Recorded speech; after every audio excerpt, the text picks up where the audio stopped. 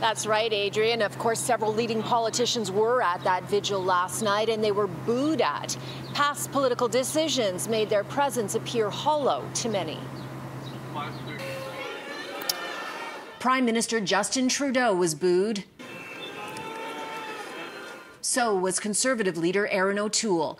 Maybe not for their words, but their actions. Yesterday, Trudeau was asked if Quebec's Bill 21, which bans religious clothing and prevents Muslim women from a public job like teaching if they wear a hijab, bred intolerance against Muslims. He sidestepped.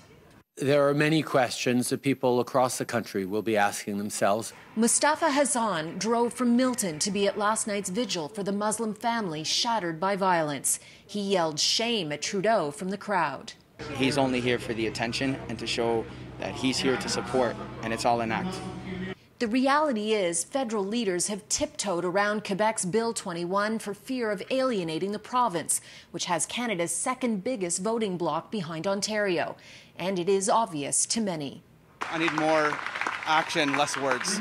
Enough is enough. Erin O'Toole has a big weight to carry. Less than 2 months after the 2017 shooting at a Quebec mosque, which left 6 dead and 19 injured, he, along with 86 Conservative MPs, voted against a non-binding motion condemning Islamophobia.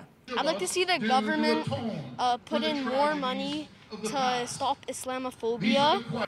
A political reckoning is coming, and Conservative MP Michelle Rempel-Garner is one of the first to recognize it, apologizing yesterday on Twitter for not standing up against a proposed niqab ban and staying silent on the barbaric cultural practices tip line, which was introduced by the Conservatives at the tail end of the 2015 election.